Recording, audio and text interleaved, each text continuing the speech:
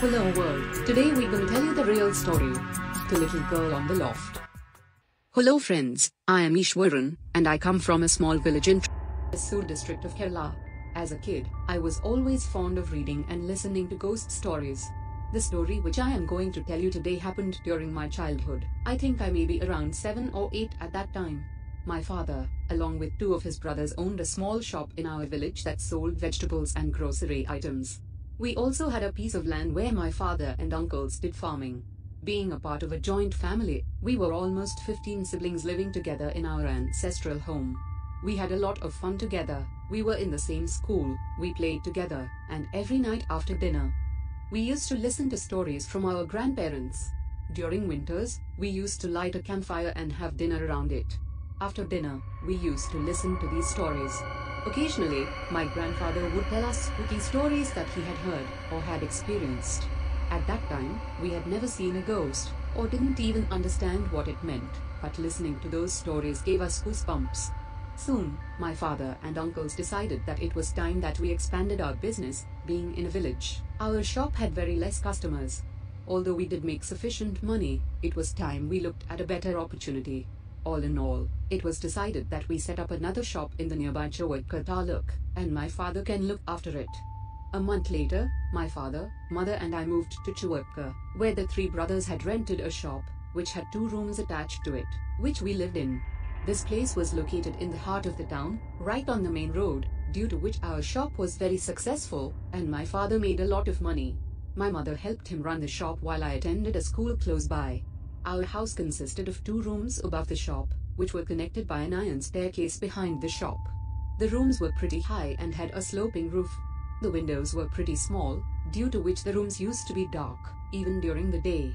There was a small balcony attached to the hall, where I used to stand every day and watch the people and vehicles on the road.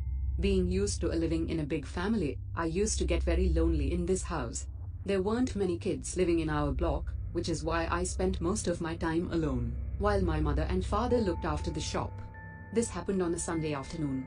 I had just had my lunch and, as usual, was standing in the balcony, looking at the main road. Suddenly, I could hear footsteps coming up through the iron staircase. I assumed it was my mother, since father was out for some work. The footsteps stopped and I looked back. To my surprise, there was no one. However, I didn't give it much thought. The same afternoon, while I was lying on the bed, I heard sounds as if somebody in the next room was tearing papers. A bit scared, nevertheless, I went inside. There was no one. That evening, I narrated this story to my mother. She just laughed at me and said that I was getting too lonely and that my mind was making up all these things. I agreed, and went to sleep. The next day, one of my uncles came to visit us, along with my 2 sisters, and a cousin. I was very happy. We played all day, and had dinner together. Then we went to sleep. In the middle of the night, a sound woke up. It was the same sound of someone walking up the stairs. I woke up and began looking at the corner. In the dark, I could see the figure of a small girl with loose hair standing in the corner. I assumed it was my younger sister. I yelled at her, "Meenar, what are you doing there?" To this, the girl got frightened and ran down the stairs. Frantically, I woke up to run behind her, and then I looked at my side. Both my sisters and my cousin were sleeping in the corner. Over the next couple of days, I heard the footsteps a lot of times, and even saw this girl again one night. I was really scared and even tried telling mother and father about it. However, both of them were pretty tired with their routines and kept telling me that it was my imagination. Then one night, I was asleep, when a sound woke me up. It came from the loft above me. It was as if someone was crawling. Scared, I woke up and stared at the loft, trying hard to see in the dark, and then I saw her. A little girl, maybe 4 or 5 years old, was sitting up there, looking directly at me. Her hair was let loose and she had a smile on her face. As I kept looking at her, she began crawling ahead, until she was at the edge of the loft. I let out a loud scream, as the girl looked at me again and disappeared in front of my eyes. My parents woke up and comforted me, as I kept shouting. Then I narrated them the whole incident.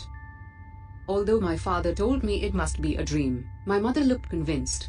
I did not see this girl over the next few days.